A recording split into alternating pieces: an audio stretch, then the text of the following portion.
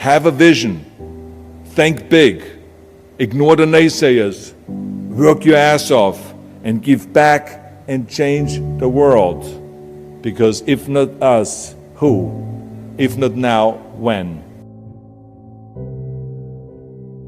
What is the secret to success? And the long version is that I actually always had 5 rules. And everything that I did, I always used those 5 rules. And those 5 rules helped me to become successful in various different areas. And I believe that those rules can be applied to almost anyone and everyone. You don't need to be a bodybuilding champion. You don't need to want to be a governor of California or to be an action hero or anything like that. If you want to excel in whatever you do, those rules are for you. It's that simple. Now I have to tell you right off the top that I always was very intense. As a kid already, I was very intense and I was very hungry. I always wanted to be the best. I always wanted to be number one. I always wanted to get to the top. I never believed in just getting by.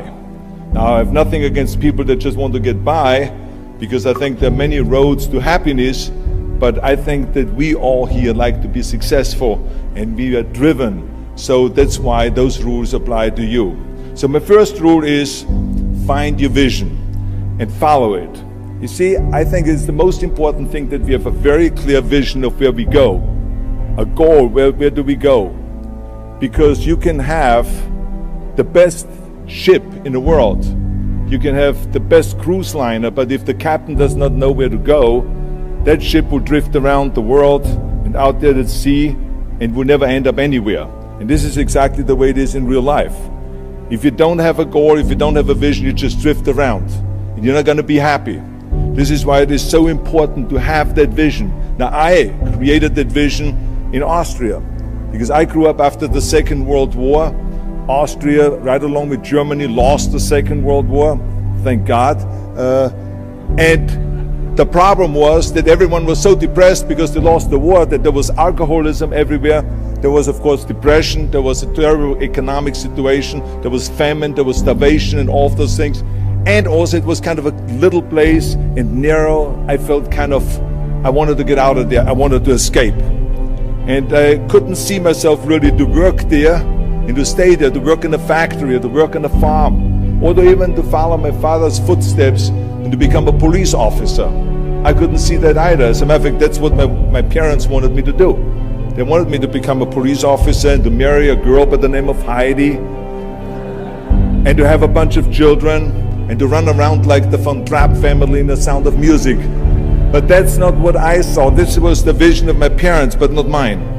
And luckily, one day in school, I watched a documentary about America. And I found myself, I knew exactly that is where I wanted to end up. I wanted to be in America. Everything that I saw in the documentary, I just loved. Everything was so big. I remember the tall skyscrapers, the monstrous bridges, the giant freeways filled with beautiful cars, the huge jetliners, movie stars, Muscle Beach, and all of those things. I could not wait to get there.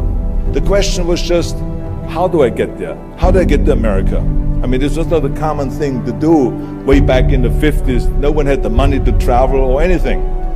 But one day I was fortunate enough to see a magazine. And that magazine showed me the path to America. And it was a bodybuilding magazine. And on the cover was this very muscular guy that was standing there like Hercules with a Hercules outfit. His name was Reg Park. This Reg Park was on that cover, and I remember the cover said, Mr. Universe becomes Hercules star. I read the article as fast as I could, learning about how he grew up in Leeds in England, poor, and how he trained 5 hours a day, every single day, and trained and trained and trained and lifted weights, and then he finally became Mr. Great Britain.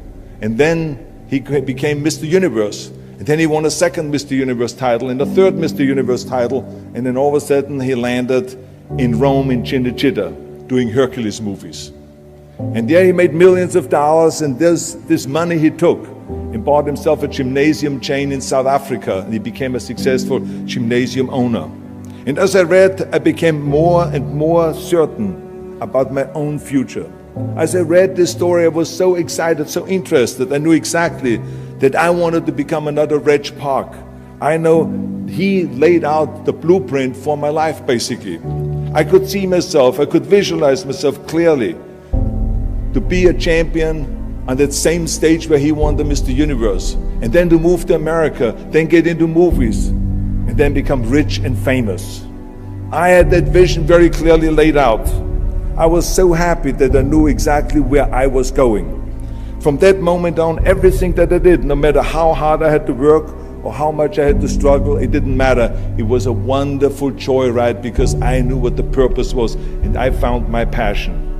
The simple truth is, if you don't have a vision, if you don't have a goal, if you don't see your future laid out in front of you, you're just floating around without a purpose. And I think that the numbers speak for themselves. This is why so many people around the world are unhappy with their jobs. I mean, in America, 74% of the people hate their job and would like to change jobs. But think about that. That means that only a quarter of the Americans love their life's work. I mean, that is a very depressing statistic. I always smiled when I worked, no matter how hard I worked. I always had a great time, no matter what I did. It didn't matter if it was in bodybuilding, or if it was in the movies, or if it was as governor. I remember in the pumping iron days, people ask me in the gym all the time, why are you smiling all the time? Why are you so happy? You have to lift 50 tons of weights. You have to train 5 hours a day. I mean, I look at the other bodybuilders' faces and lifters' faces, and they look kind of depressing. They look sour. They're miserable that they have to lift weights. You don't look miserable, you look happy. And I tell them always, I say, I smile because I know exactly that every rep that I do, that every set that I do, every weight that I lift, I get one step closer to turning that vision of mine into reality and becoming that Mr. Universe. I could not wait to lift another 500 pounds in the squats. I could not wait to do another 1,000 sit-ups. I could not wait to do bench press, more bench press and more curls until I couldn't move my arms anymore. Because I knew that every rep got me closer to standing on that stage as a champion. As a matter of fact, when I lifted weights, I didn't really feel like I was lifting weights. I felt like I was lifting a trophy over my head each time I lifted. And to have all those bodybuilders around me and thousands of people screaming. And I tell you that this vision didn't just help me in bodybuilding, it helped me with everything, like I said. I remember in the movie business, there was many times stunts that I had to do where I got hurt, where I was in pain, in agony, and had to do it over and over again. I remember one incident specifically on Conan the Barbarian. There I was crawling on all four, on rocks, over rocks and gravel, holding my sword right in front of me. And as I was crawling, the camera followed me. And it was around 30 feet that I crawl on those rocks and this gravel. And eventually, after 10 takes, my elbows and my knees started bleeding and hurting. And the director came to me sheepishly and said to me, he says, do you mind if we do another take? I need a close-up of you. And I said to him, no, I don't mind at all. I said, go and do as many takes as you want. He says, no, I don't want to do that because I know you're in pain, you're bleeding. I said, no, I don't feel any pain. I said, the only thing I see is the finished scene. I see the finished scene of me crawling on all four with my sword in the front, crawling up and sneaking up behind Thulsa Doom, the main villain of the Conan movie that killed my parents, and rising up behind him and cutting his head off. That's what I see. Remember, crush your enemies, see them driven before you, and hear the lamentation of their women. So this is why, because I visualized that scene, this is why I did not feel that pain. I did not care if I was bleeding on my knees, because I know that pain is temporary, but the film is permanent. And I explained that to the director, so this is why I try to tell you, always discover your vision, and the rest will follow. Now my second rule is never ever think small. If you're going to accomplish anything, you have to think big. You have to go and shoot for the stars. The biggest challenge most people have is because they think small. And the reason why people think small and why they choose small little goals is because they're afraid to fail. They know that if you shoot for a big goal, then the chances of failing are very high. And they're afraid of failing. It's one of the most common things why people are frozen and why they can't make a move in life, because they're scared of failing. I say to myself, hey, I'm not worried about failing because that's part of life. You're not going to go and win everything. And how far can you fall? Look at this. This is the ground. That's as far as I can fall. And you know something? That the only time you really consider the failure is if you fall and you don't get up. But if you get up, you never consider the failure. So I never considered myself a failure. I always considered myself a winner, even though I fell every so often. But I always got up and I always moved forward. This is the important thing. I never had any patience, of course, for thinking small, because in German we have a saying, wenn schon, denn schon. And that means that if you do something, then go all out and do it well. And this was not just the case in bodybuilding. I didn't just want to be a bodybuilding champion. I wanted to be the greatest bodybuilder of all times. I wanted to have the most muscle, the most muscle of all times, the most definition. I wanted to win the most trophies, the most world championship titles. I just wanted to be the best. And the same is also in movies. I didn't just think about being in movies. No, I wanted to be a movie star. I wanted to have above the title billing. I wanted to become the highest paid entertainer. I basically wanted to be another John Wayne. What's wrong with that? And then the same is in politics. I didn't just want to go and be in politics and enter a race for city council. I mean, let's be honest, does that sound right, Schwarzenegger? City council? No, come on. Not even Schwarzenegger and mayor, no. It had to be Schwarzenegger running for governor, but not just any governor, but governor of the greatest state in the United States, of California. That was the important thing. I give you an example of thinking big. When I became governor, I wanted to rebuild California's ancient infrastructure. You see, America has been living off infrastructure that was built in the 50s and 60s, and it drives me absolutely insane that America hasn't started rebuilding that infrastructure. I mean, we haven't invested in new roads or in new transit, on schools or in energy or anything like that for decades.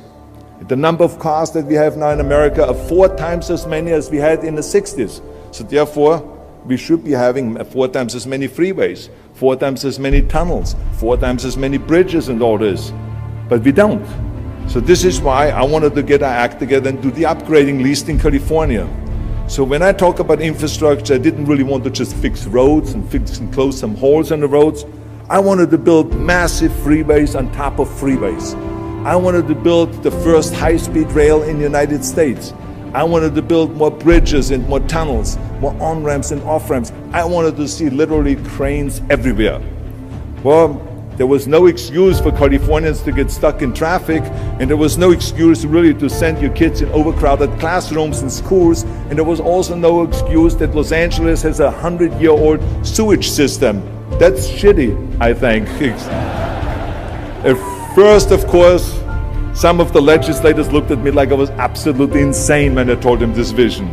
They were willing to spend maybe $5 billion, which of course is petty cash in compared to what my vision was.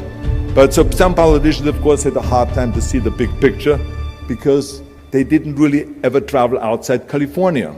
So they haven't really seen big infrastructure. They haven't really seen big infrastructure all over the United States, or maybe in Asia, in China, or in Korea, or in Brazil, or in European countries, or here in Australia maybe. So they haven't seen that. And then of course there are other politicians that simply don't have a vision of the future past the next election, which is a common problem politicians have all over the world. So it was my job as governor to motivate them, and to take them and to see the traffic jams in Los Angeles, and to see the overcrowded classrooms, and to see all the problems that we have. And I kept pushing and pushing, and I pumped them up enough that eventually they saw the big picture. And eventually Democrats and Republicans came together, and we invested $60 billion to rebuild California's infrastructure, the biggest investment of our state in 50 years. So that's what we did because we had a big vision and everyone bought in on this big vision. So remember, never think small, think big. My third rule is ignore the naysayers. I think it is natural that when you have a big vision and big dreams and you have big goals, that people are going to say around you, I don't think it can be done. I think it's impossible, or no. I tell you, I heard this all the time, but I want to tell you, don't ever let them stop you from dreaming and from shooting for the big goal. Because eliminate just simply those words, no, impossible, and it can't be done. I mean, in each one of my careers, have a vision, think big, ignore the naysayers, work your ass off, and give back and change the world. Because if not us, who? If not now, when? What is the secret to success? And the long version is that I actually always had 5 rules. And everything that I did, I always used those 5 rules, and those 5 rules helped me to become successful in various different areas. And I believe that those rules can be applied to almost anyone and everyone. You don't need to be a bodybuilding champion, you don't need to want to be a governor of California or to be an action hero or anything like that. If you want to excel in whatever you do, those rules are for you. It's that simple. Now I have to tell you right off the top that I always was very intense. As a kid already, I was very intense and I was very hungry. I always wanted to be the best. I always wanted to be number one. I always wanted to get to the top. I never believed in just getting by. Now, I have nothing against people that just want to get by, because I think there are many roads to happiness, but I think that we all here like to be successful and we are driven. So that's why those rules apply to you.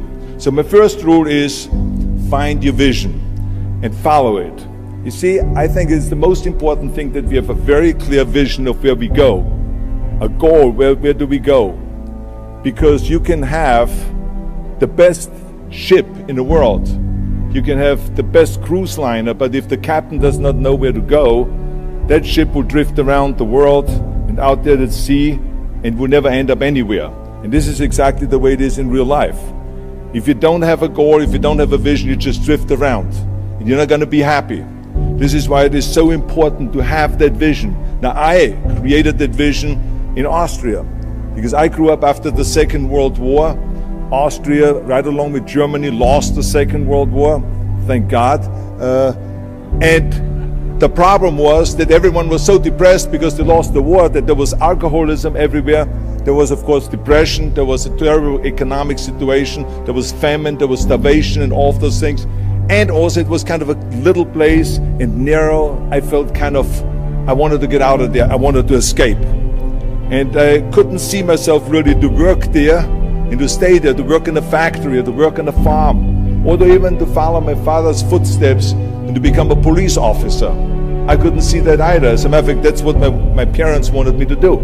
They wanted me to become a police officer and to marry a girl by the name of Heidi and to have a bunch of children and to run around like the Von Trapp family in The Sound of Music. But that's not what I saw. This was the vision of my parents, but not mine. And luckily, one day in school, I watched a documentary about America. And I found myself, I knew exactly that is where I wanted to end up.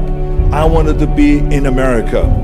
Everything that I saw in the documentary, I just loved. Everything was so big. I remember the tall skyscrapers, the monstrous bridges, the giant freeways filled with beautiful cars, the huge jetliners, movie stars, Muscle Beach. Hard enough, and I worked as hard as I did in bodybuilding, 5-6 hours a day, that I will make it, that I could prove them wrong. And I started working very hard. I started taking acting classes, English classes, speech classes, dialogue classes, even accent removal classes. I ran around all day saying lines like, "A fine wine grows on a vine." Because you see, we Austrians and Germans have a difficult time with the V and with the W and with the F. We get it all mixed up. So it was "a fine wine grows on a vine," or "the sink is made out of zinc." And all those kind of lines. I said over and over. And you know something? All of a sudden, I got a little break. In the early 70s, I remember All of a sudden, I got a TV show, a little part, then another little part. And then all of a sudden, I got a phone call from Lucille Ball to be in her special Happy Anniversary and Goodbye, which was with Art Carney. I had this 6-minute scene as an Italian masseur. Now, most people don't know the difference between an Italian accent and the German accent, so I got away with my German accent. But I played this Italian masseur, and I was so delighted. And then right after that, I got a guest starring role in Streets of San Francisco with Michael Douglas and Carl Malden, and then Pumping On and Stay Hungry. And then, of course, I landed the big role of as Conan the Barbarian. So finally, I got the big break. And you know what was so interesting about it was that as soon as we were finished with the Conan movie, we were out there on a promotion tour, and the director said at the press conference, the director is John Milius, he said, if we wouldn't have had Schwarzenegger with those muscles, we would have had to build one. Now think about that. Before it was this huge obstacle to have this body, and all of a sudden the director says, if we wouldn't have had Schwarzenegger with his body, we would have had to build one. Now what a turnaround. And then when I did Terminator, James Cameron said, which was really great, he said the "I'll be back" line became one of the most famous movie lines in history because of Arnold's crazy accent, because he sounded like a machine when he talks. So as you see, everything that the naysayers said was a liability became an asset. And the same was also in my political career. When I ran for governor, they immediately said, I shouldn't do it, it is a big mistake, it won't happen, I will lose, and all of those kind of things. And the rest, of course, is history. The bottom line is, if I would have listened to the naysayers, my career would have ended when I was 15 years old. I would be still yodeling in Austria, in the Alps, and I would not be talking here today to you. And the reason why I'm here today and talking to you is because I did not listen to you can't, or it's impossible, or no. So I just recommend to you very strongly, ignore the naysayers.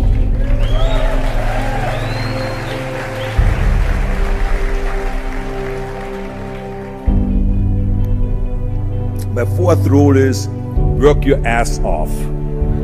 Nobody ever stumbled upon success by accident, except maybe the guy who found gold in California.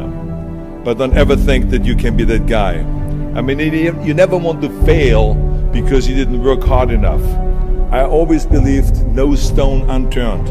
Work your butt off. That's what I always believed. No matter what you do, work. I remember Muhammad Ali, one of my great heroes, had a great line in the 70s when he was asked, how many sit-ups do you do? He said, I don't know, because I start counting only when it starts burning. When it starts burning, that's when it starts counting. You see, that's what makes you a champion. It doesn't matter in what area you're in. No pain, no gain. The bottom line is, one of my rules, which is work your butt off. If you don't apply that rule, all the other rules won't mean anything. I mean, it drives me absolutely nuts when people say, I don't have time to work out. Haven't you heard that many times? I don't have time to work out, or I have worked so hard all day, I'm tired, I cannot work out anymore, or I cannot read another book, or I cannot improve myself, or I don't have time, or I work so hard that I cannot really improve my business, or I cannot grow as a person, or any of those things. What the hell are we talking about here? I mean, the day is 24 hours, you sleep 6 hours, so you have 18 hours left. I mean, I know there's some of you out there that say, well, wait a minute, I sleep actually 8 hours, but that's just sleep faster, okay? You don't, I mean, let's not get bogged down with this stuff here. Listen, when I came to the United States, I remember that I trained 5 hours a day, every day, and I was managing a construction business, and I was a bricklayer, and I went to college also, and I took acting classes from 8 o'clock at night to 12 o'clock midnight. All of that in one day. Every day I did that. I did not worry about it. I knew that I had 24 hours and I didn't want to waste one single hour. Because I believe of what Ted Turner said, who is one of the great entrepreneurs who started CNN and so on. He said, early to bed, early to rise. Work like hell and advertise. So that's what I believe. Just remember, you can't climb that ladder of success with your hands in your pockets. You must work your ass off. It's that simple. And my fifth and last rule is, don't just take, give something back. Leave your mark on the world. I believe that we all have an obligation to do something for our community, something for our state, something for our country. We must serve a cause that is greater than ourselves, because we all know that in the end we will be judged not by how much we made, but by how much we give. Ever since America greeted me with open arms, I've had this sense of responsibility, and I felt obligated to give something back to America. Because I know that everything that I have accomplished is because of America. If it's my bodybuilding career, if it is my show business career, my political career, the money that I've made, my great family that I have, all of this is because of America. But I have to recognize the fact that America did not become the land of opportunity in this great country by itself. No, in history, people worked tirelessly in America. People fought and people died to make it the land of freedom and opportunity and the land of liberty. So now it is our responsibility, if we want to keep it the #1 country in the world, to work for that and to give something back to that country. And it doesn't matter if you're in America, or if you're in Australia, or if you're in China, or if you're in Japan, or in Italy. It is the same thing. You all have to give something back to your country, no matter where you're from. Now, I love the words of my father-in-law, Sergeant Shriver, who started the Peace Corps, the Job Corps, legal aid to the poor during the Kennedy and during the Johnson administration. He was the #1 public servant, and he always inspired me to become a public servant. He was one of my heroes. He said at Yale University at a commencement speech, he said to the students, tear down that mirror. Tear down that mirror that makes you always look at yourself. And you will be able to look beyond that mirror, and you will see the millions and millions of people that need your help. And I saw those millions and millions of people. And this is why I tried to take every opportunity that I could to give something back. I started training Special Olympians, people that were intellectually handicapped, to help them with weightlifting and powerlifting. I became the international powerlifting coach and the torchbearer for Special Olympics. Then later on, I joined the Simon Wiesenthal Center to fight prejudice, so we don't have the things happening again as we had during the Second World War, during the Nazi Reich. And I joined also the President's Council on Fitness. I became the chairman under President Bush from 1990 to 1993. To be the chairman and to promote health and fitness in all 50 states. I traveled all 50 states. I started after-school programs for the most vulnerable children, for inner-city children, to make them be able to say no to drugs, no to gangs, and no to violence, and to say yes to education and yes to life. And every single time I reached out and I gave something back, I felt fantastic.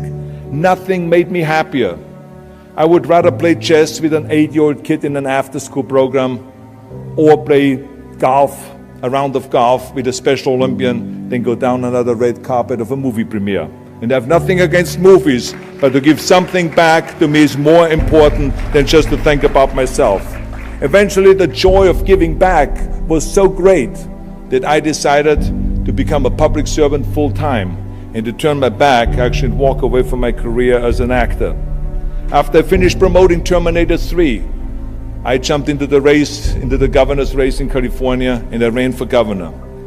And even though my friends advised me not to do that, they said, "Are you crazy, Arnold? Don't you understand that you would lose now this $20–30 million a movie that you're getting paid?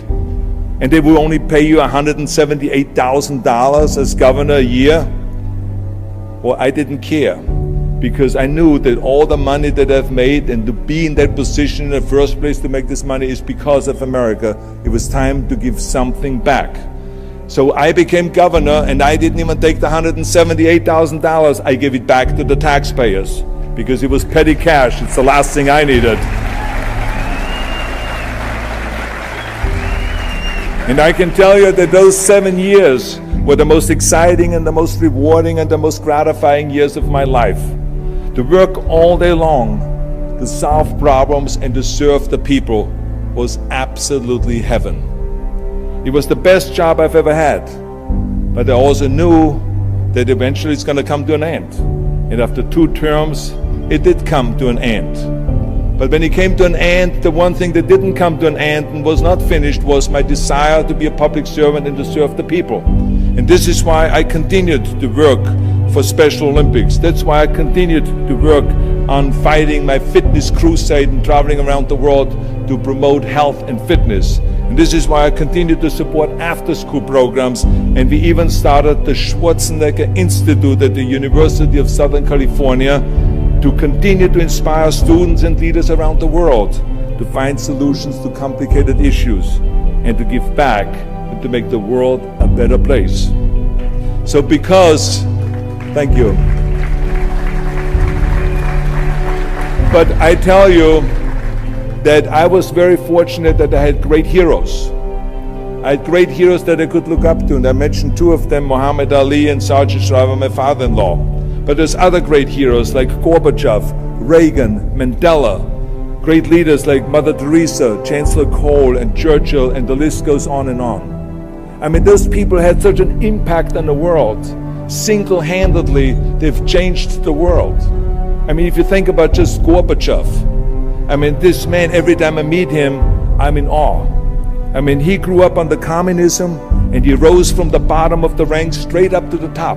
He became president of the Soviet Union, one of the most powerful people in the world. And he was the leader of the Communist Party.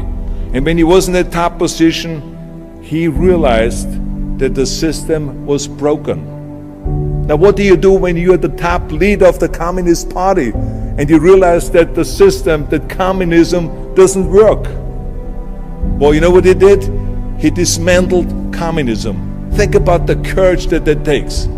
I mean, the guts that it takes to do that.